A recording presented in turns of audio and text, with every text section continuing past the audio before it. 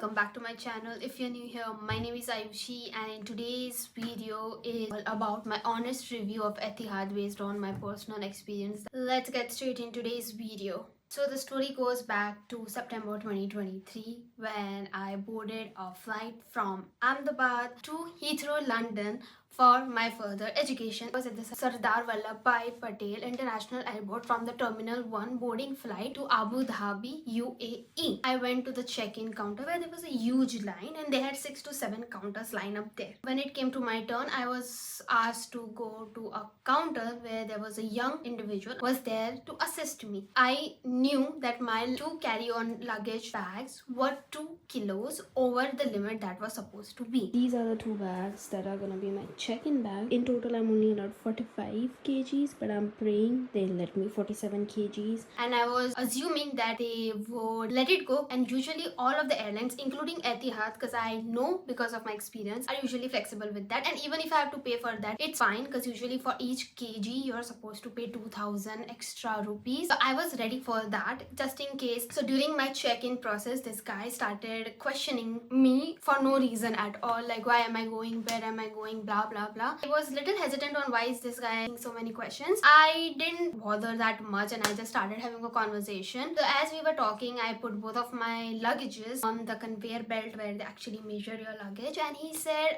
looks like you are 4 kilos above you're supposed to be. I started looking for the display where it actually shows how much your bags are weighing. For some reason, the counter that I was on didn't had that thing on display, or it was not working, something like that. I told the person I need to see official display where it shows how much I am going over the limit, and he said unfortunately the one here is not working, so I can see it on my computer and this is how much he's weighing. I'm like, yeah, that's not fair. And going on the conversation, he started asking me about my carry-on bags. He looked over to my trolley, my laptop bag, and he said, you cannot have 2 bags as check-in bags. I said, I don't have 2 check-in bags, I have 1 check-in bag and I have 1 personal item, which is my laptop bag. He said, no, the policy only allows you with 1 bag and that cannot go above 7 kgs bag, and it's around 6 kgs, and that is my carry-on bag. The other bag only has my laptop and a charger with it. He started arguing with me saying that I cannot take both of the bags and one of the bag has to go as a luggage bag. This is the bag I had with me as my carry-on bag. It was clothes and it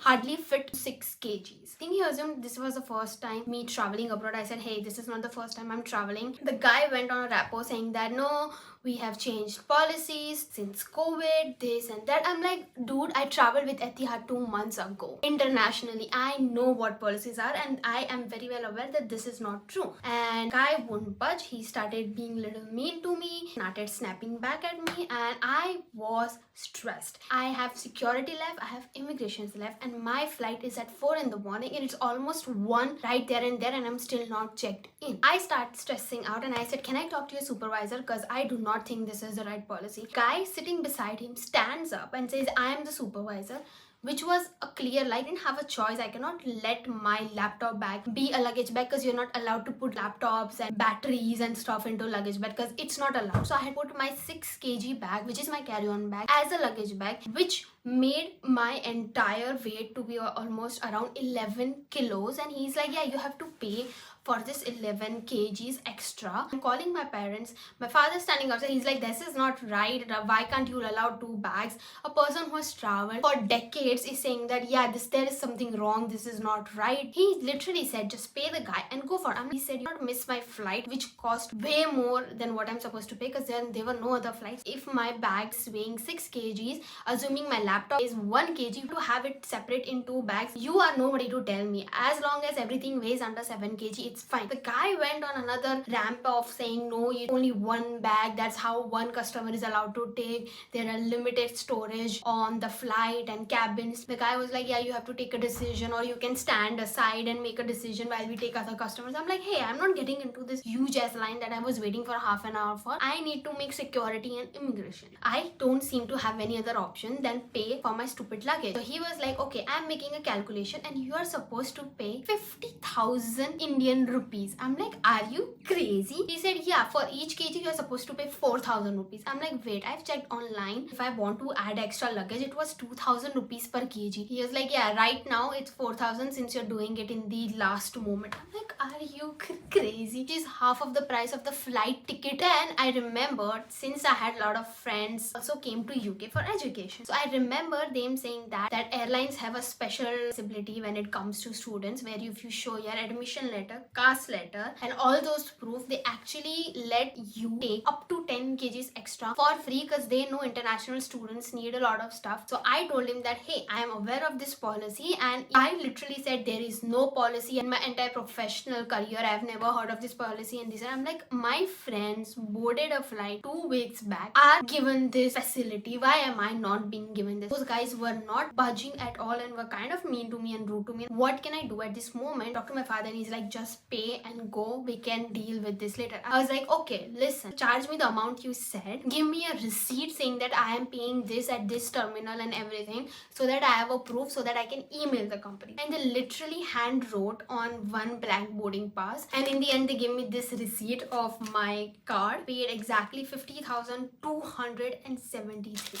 And then when I went to my gate, I was sitting there with everyone who was supposed to board the same flight, and I literally saw everyone with 2 to 3 bags. They were international students, they were travelers, they were families, they were tourists, there were so many people, and everyone had more than one bag with them. There was this gentleman sitting in front of me. I said, excuse me, can I ask you a question? He's like, yeah. I'm like, you seem to have 2 bags.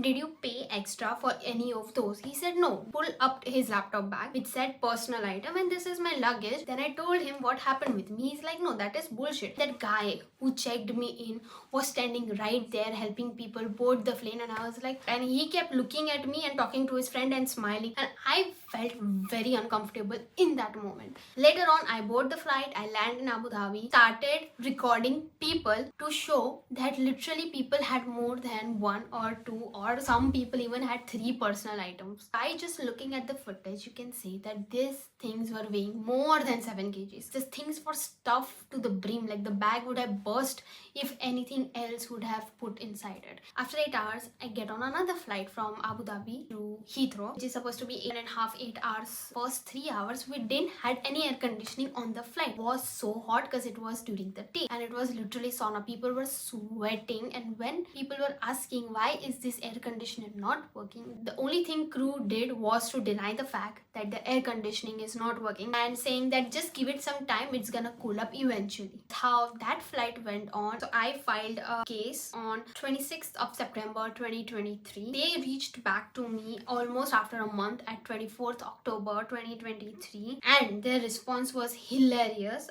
Let me read it out to you. All they said was, they were sorry to hear I was not happy with their check-in staff and policies. We hope you will understand that guests must comply with our baggage policies. In this regard, this case does not qualify for a refund for an excess baggage. Bullshit is my answer. There was no way I was gonna accept this answer. So I reached back to them and replying to them saying that, hope this email finds you well. My name is Aayushi, and I am writing to express my dissatisfaction with the recent decision made regarding my case, which I find unacceptable. I believe that I have been treated unfairly, and I would like to escalate this matter to a supervisor for further review. I understand that errors can occur, and I am hopeful that this matter can be resolved promptly and amicably. I kindly request and provide a fair resolution. This is the most civilized way one could answer for all the inconvenience that one can go through. And they never reached back to me. I waited for a month, 2 months, and now still haven't heard back from them. This just makes me so angry and disappointed, because I have been a loyal customer to Etihad for years. There was one flight I took with Air Canada where I had an issue where they delayed my luggage for 3 days, and when I complained, they gave me $500 back for all the expenses that I had to gone through during those 3 days. That's how a company takes responsibility of their customer service, and if anything happens, they take care for it. It just made me question, if I'm traveling again, I would never fly from Etihad. Why would I give them business if they don't care about customer who give them business? And I'm so hopeless. I have no power. The only thing I can do right now is actually post a video on YouTube. That's why I posted posted this video, not to tell you to use their service or not. It's just that, hey, we see a lot of good things about them. They have very good marketing that shows all the luxury and this and that, but you also gotta see whether they're actually providing that. Do your research. There are lots of airlines that you can fly through that gives you lots of student discount. They have student perks and they actually are very flexible with students. And if you're watching this video and if you feel this, if you have experienced this, please share this video as much as possible, because the more people watch, the more people get aware about what's going on about this, and people get more aware about companies like these. And thank you for watching, and I'll see you in my next one. Bye.